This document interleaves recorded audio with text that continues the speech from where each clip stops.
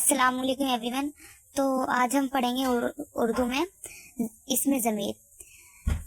ضمیر ایسے الفاظ جو کسی اسم کی جگہ استعمال کیے جائیں، جیسے میں، وہ، تم وغیرہ. اسم کیا ہوتا ہے؟ کوئی شخص، جگہ یا چیز کے نام کو اسم کہتے ہیں، اور جس اسم کی جگہ ضمیر استعمال کیا جائے اسے مرجع کہتے ہیں. جیسے عرفان اچھا آدمی ہے، وہ بہت محنتی ہے. اس مثال میں عرفان مرجع ہے اور وہ ضمیر ہے، یعنی کہ عرفان کی جگہ ہم نے یوز کر دیا ہے وہ، تو عرفان کیا ہوا؟ ہمارا مرجع، اور وہ کیا ہوا؟ ہمارا ضمیر، کیونکہ اسم کی جگہ ہم یوز کر رہے ہیں اس کو.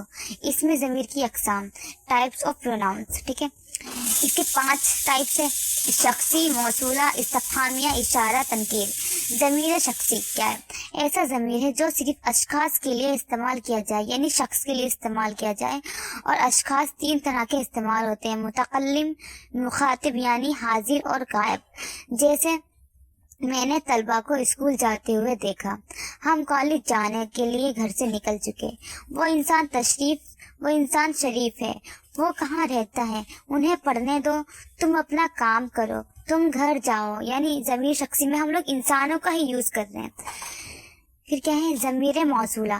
ایسا ضمیر ہے کہ اس کے ساتھ پورا جملہ یعنی صلہ لگائے بغیر مکمل بات سمجھ میں نہ آئے. ضمائر موصولہ: جو کہ، جونسی، جو کچھ، وہ، جو وغیرہ. ٹھیک ہے. ان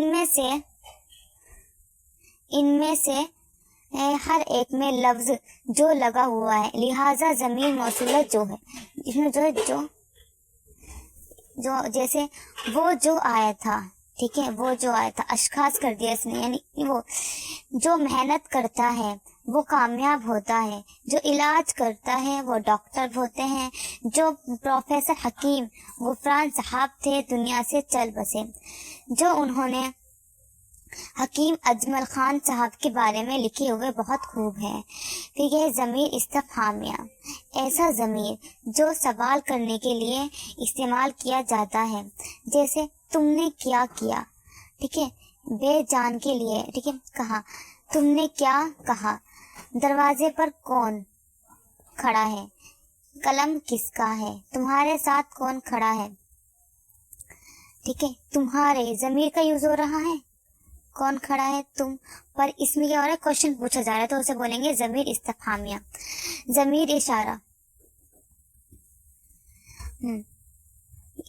ایسا ضمیر ہے جس سے کسی شخص یا جگہ یا کسی چیز کی طرف اشارہ کیا جائے.